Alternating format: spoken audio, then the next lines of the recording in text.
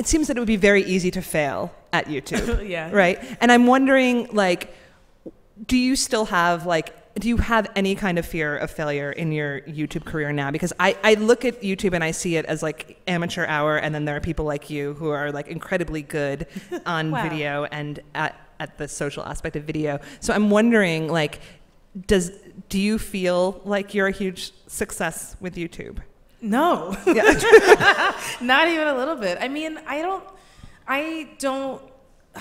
Okay, so YouTube and all like social media platforms are just places to put things, and so it's like if people like it, great. If they don't, well, that was a waste of like 4 days. But yeah, I don't know. I mean, I like, I'm not gonna say that I don't think I'm good at it. I'm pretty good at it. I'm pretty good at saying words and cutting them together. But I don't know. I feel like the thing I see most on YouTube are people that, like, accepting Like, what do you teenagers. see on YouTube? No. You see people that like look at people who are successful at it and think like, I have a great personality, right? Yeah. Or like that's enough. And I think the same goes for podcasting too. Like we kind of fell into this because of our jobs as editors at Lifehacker. Literally, we fell down some stairs. Right, into a Landed puddle. in a podcast studio. Bucket on our head. Like, here we go. No, but I think that like thinking that just being like funny among your friends or having a good personality or just being somebody that people like this isn't enough. This isn't enough to be like great at podcasting. This isn't enough to be great at stand-up. It's not enough to be great on YouTube, right? Yeah. Oh, for sure. So like, what do you have to say to all these people that are failing at it? Oh, I mean, like, listen, this was not designed to have, okay, so for perspective, like, literally billions of minutes of things to watch are uploaded every minute. So, and, like, I have a lot of shows I haven't watched. Like, I've still not seen Ozark. So, like, what? I know. I don't know. I rewatch BoJack Horseman every day. Yeah. It stands up.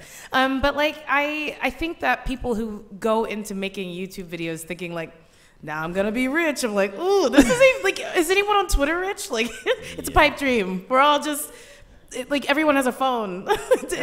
No one's special. I think that it's like, it's just a thing that I got lucky because I was bored in college and they made a YouTube and I was like, great, I live in Kentucky. We have nothing else to do but make terrible videos. And then something exploded. But yeah, like, it was just a thing to do, and then they started paying people, and then people wanted to do it. Yeah. And that's the whole shebang. I don't know. I got good at YouTube by making 400 videos, and most of them tanked.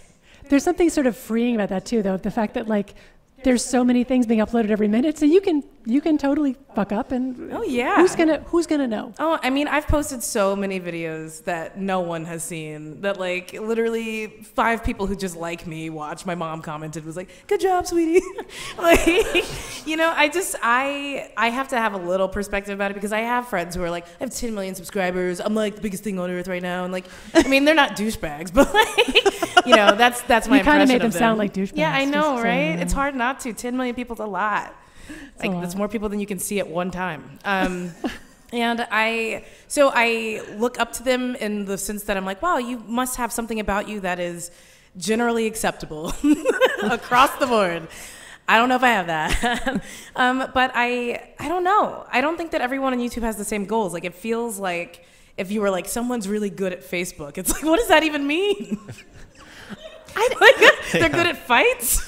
I don't. They have like the nerves of steel to just deal with Republicans. I don't know. I don't know how you're good at these things. I think you're just doing it. Sometimes people are like, hey, I like that you're still doing that.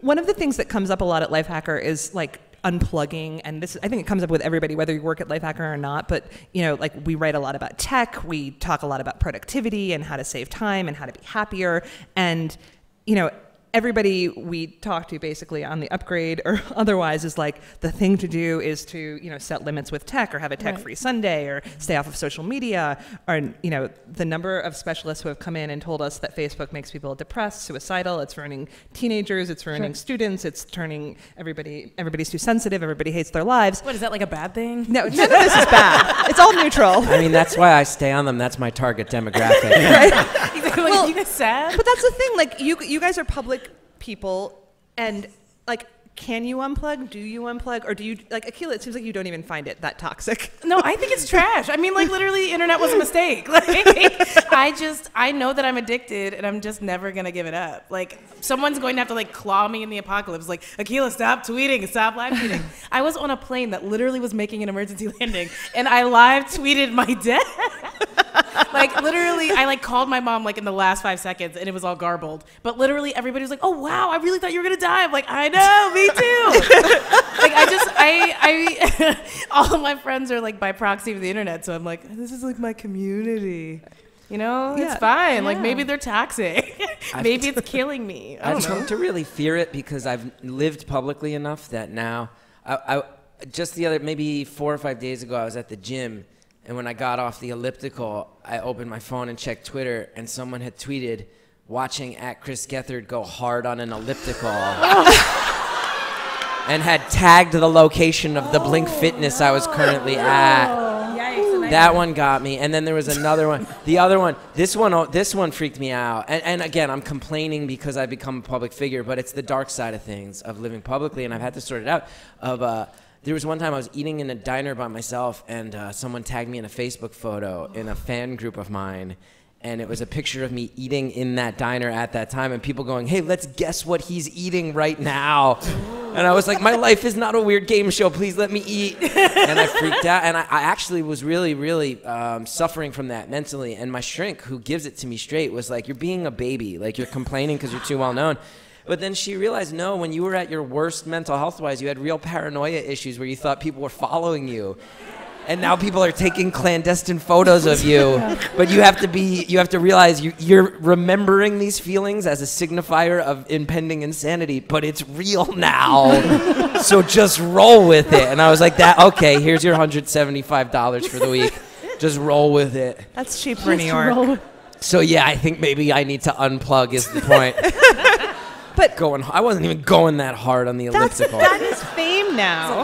You can't go hard on an elliptical. No. Like, it's just like, it's not possible. You gotta start going backwards. That's when you're going hard. You're like,